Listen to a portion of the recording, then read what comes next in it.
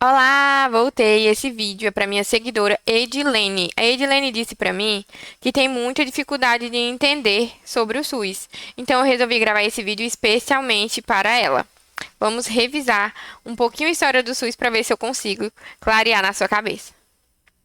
Então, Edilene, quando a gente fala de construção do SUS, a gente fala de um processo que não foi fácil. O SUS ele é um direito que foi uma batalha, foi conquistado através de muito esforço e ao longo de muitos anos, de forma gradual. Houve todo um processo até chegar ao SUS que a gente conhece hoje. E ele continua em transformação por meio das suas políticas. Tudo bem? Então, antigamente, quando os portugueses chegaram aqui no Brasil, lá em 1500, que eles descobriram o Brasil, não existia um sistema de saúde. Não existia nada. Aqui só existiam os índios e os portugueses achavam que aqui era até o paraíso, com grandes recursos naturais. Porém, eles vieram lá da Europa e trouxeram junto com eles o quê? As doenças para uma população que não estava imunizada, né? Que não tinha defesa contra essas doenças. E o que aconteceu? Muitas epidemias se instalaram no nosso país. Sendo que aí o Brasil passou a ter uma visão de inferno lá fora. As pessoas acreditavam que os colonizadores iam vir para cá para morrer, porque iam ficar doentes e não iam ter cuidado adequado. Quando isso começou a mudar? Vocês lembram lá da história, né? Que a corte portuguesa teve que vir para o Brasil em 1808. E aí as coisas começam a mudar, porque eles precisam de um mínimo controle sanitário. E aí eles começaram esse controle por meio dos portos, porque eram por onde chegavam e iam as mercadorias. Então, sempre que alguma coisa ameaçava a economia, eles faziam uma ação pontual ali para poder debelar aquela epidemia, aquele problema de saúde que estava acontecendo.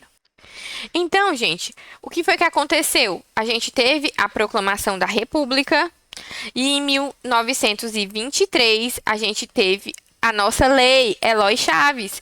A lei Eloy Chaves criou as caixas de aposentadoria e pensão, que é o marco do nosso sistema previdenciário.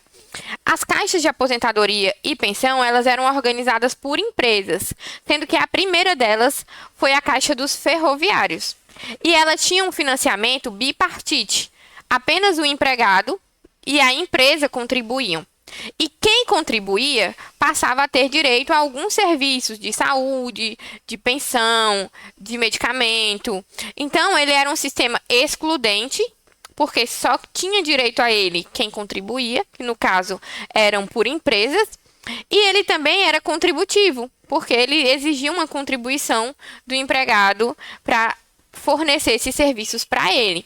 Isso aconteceu em 1923. Daí, então, houve todo um processo de mudança. Em 1933, a gente veio com os IAPs, os Institutos de Aposentadoria e Pensão. Esses institutos, eles reuniram todas as caixas de aposentadoria e pensão num lugar só, e eles agora eram organizados por categorias profissionais. Sendo que os institutos, o primeiro instituto que aconteceu foi o dos marítimos. E da mesma forma das CAPES, também era um sistema excludente e contributivo, onde só tinha direito quem contribuía. A diferença é que aqui o governo ele também passa a contribuir. Então o financiamento ele é tripartite: governo, empregado e empregador. Certo? Tudo certo até aí? Aí o que aconteceu? Vamos agora para 1966. Houve a criação do INPS, Instituto Nacional de Previdência Social. E o que foi que o INPS fez? Ele reuniu todos os institutos de aposentadoria e pensão, que eu falei para vocês, eram organizados por categorias profissionais, e eles reuniram tudo agora dentro do INPS. Então, o INPS, ele foi um órgão que recebeu uma demanda muito grande, porque todos os institutos que antes eram divididos por categoria, agora estavam tudo com o INPS. E aí, o que aconteceu? Uma sobrecarga. O instituto, ele não tinha hospital, ele não tinha instituições suficientes para abarcar todas as demandas que aconteceram. E aí, o que foi que ele fez? Ele deu início ao que a gente chama de terceirização da saúde. Ele começou a contratar serviços para poder suprir essa demanda. Isso fez com que o sistema de saúde ele fosse caótico. Por quê? Porque só tinha direito quem contribuía, ele continuava contributivo, ele continuava excludente e agora ele estava voltado principalmente para a terceirização.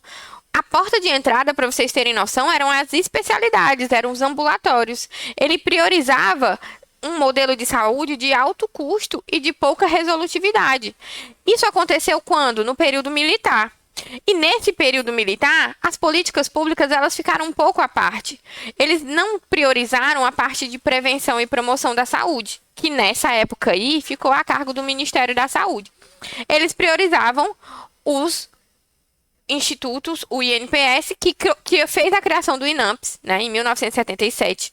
O INPS ele não conseguiu administrar tudo, então ele criou o INAMPS para administrar o serviço médico. E aí, ele continuou privatizando, terceirizando os serviços. Isso gerou o quê? Uma crise. Houve uma crise na saúde, por quê? Porque nessa época, alguns profissionais de saúde, os intelectuais, que recebiam as notícias da Europa, onde já estava lá se debatendo sobre os cuidados da atenção primária, sobre a importância da atenção básica, e aqui não se tinha isso, não se tinha essa mentalidade. Então, houve um movimento chamado Movimento da Reforma Sanitária. Esse movimento pregava o quê? Eles queriam um sistema que fosse único, que fosse universal para todo mundo e que todo mundo tivesse direito. Esse movimento culminou num evento em 1986 chamado Oitava Conferência Nacional de Saúde, que foi a primeira vez que teve a participação popular. A população pôde dar sua opinião e debater junto os princípios do que hoje nós chamamos de SUS. O SUS foi idealizado lá nessa conferência, porém o SUS nasceu com a Constituição Federal de 1988. E aí agora a gente tem um sistema único e gratuito para todos, onde todos podem acessar, contribuir, sem contribuição financeira, aliás, de forma gratuita, todos sem discriminação, com os nossos princípios de universalidade, integralidade e equidade. Esse foi um breve resumo da construção do SUS e eu espero te ajudar, Edilene. Se você, assim como a Edilene, também tem uma dúvida, manda aqui um direct para mim que eu quero te ajudar também. Até mais!